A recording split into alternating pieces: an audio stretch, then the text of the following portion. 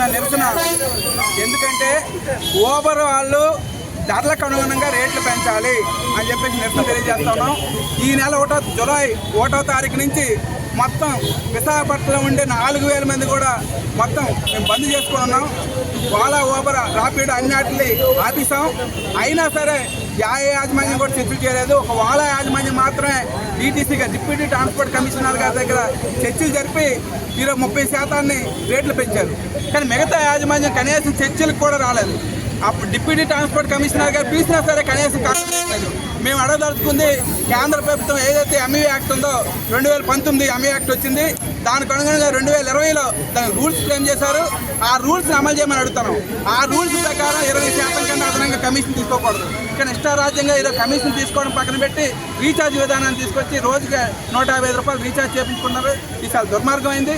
2022లో ఉండే రేట్లు కూడా లేకుండా సుమారు 28% రేట్లు తగ్గించారు.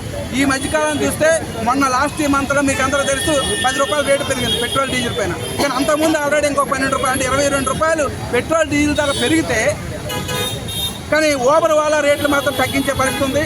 అందుకని ఈరోజు క్యాబ్ డ్రైవర్లు ఎప్పుడు లేని విధంగా యాక్సిడెంట్లు అవుతూ ఉన్నాయి. ఈరోజు ఆత్మహత్యలు చేసుకుంటూ ఉన్నారు. కాబట్టి ఎప్పటికైనా సరే ధరలకు అనుగుణంగా ఓబరు, రాపిడో రేట్లు పెంచాలని చెప్పేసి డిమాండ్ చేస్తూ ఉన్నాం. కనీసం జిల్లా కలెక్టర్ గారు జోక్యం చేసుకోమని అడుగుతున్నాం. జిల్లా కలెక్టర్ గారు, డిప్యూటీ ట్రాన్స్పోర్ట్ కమిషనర్ గారు ఓబర్ని, రాపిడోని పిలిస్తే కనీసం అధికారుల కూడా దగ్గరకు కూడా వచ్చే పరిస్థితి లేదు. అందుకని రూల్స్ పేమెంట్ చేయమని అడుగుతా ఉన్నాం. కాబట్టి మాకు రేట్లు పెంచడం, ఈరోజు ఏదైతే రాడార్ సిస్టమ్ యాక్సిడెంట్ల కారణమవుతుందో దాన్ని రద్దు చేయమని చెప్పేసి అడుగుతా ఉన్నాం. అలాగే ఇంత ముందులాగే కేంద్ర ప్రభుత్వం ఏదైతే యాప్ తీసుకొచ్చి 8% కమిషన్కి నడుపుతామని చెప్పేసి మిగతా రాష్ట్రాల్లో చేస్తూ ఉంది. ఆంధ్ర రాష్ట్రంలో కూడా ఆ రకంగా అమలు చేయమని అడుగుతున్నాం. ఆ రకంగా అమలు చేసే వరకు మా పోరాటం కొనసాగుతుంది. ఈరోజు ఓన్లీ నిరసన మాత్రం తెలియజేస్తున్నాం. అవసరం అనుకుంటే రేపు మినిస్టర్ దగ్గర ఒక్కడి చేసి ఆందోళన చేయవలసి వస్తుంది.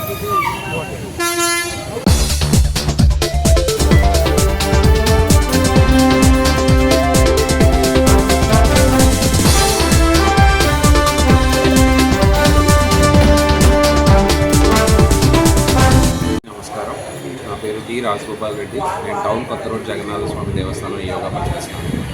ఈ సంవత్సరం రథయాత్ర మహోత్సవాలు జూలై 15వ తారీఖు నుంచి జూలై 26 వరకు కూడా అంగరంగ వైభవంగా నిర్వహింపబడతాయి. జూలై 16వ తారీఖు ఉదయం 9:30 గంటలకి స్వామివారిని రథం మీద వేయించేసి భక్తులందరికీ కూడా దర్శనం భాగ్యం కల్పిస్తామండి.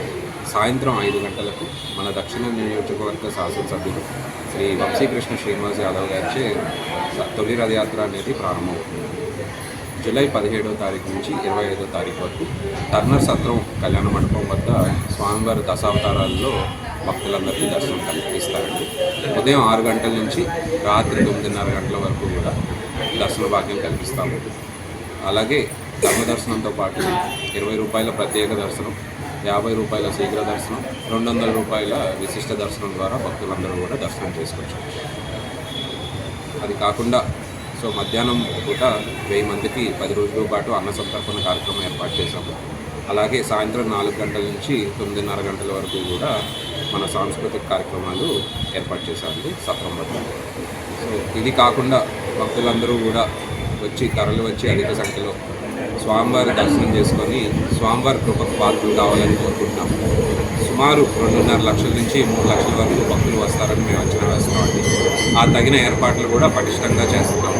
క్యూ లైన్ నిర్వహణ, అలానే వాటర్ ప్రూఫ్ షెడ్స్ వేయడం కానీ, మంచినీటి సరఫరా కానీ, అలాగే మజ్జిగ పంపిణీ కానీ, బిస్కెట్స్ పంపిణీ కానీ అలాంటి ఏర్పాట్లు కూడా భక్తులకి చేస్తున్నాము.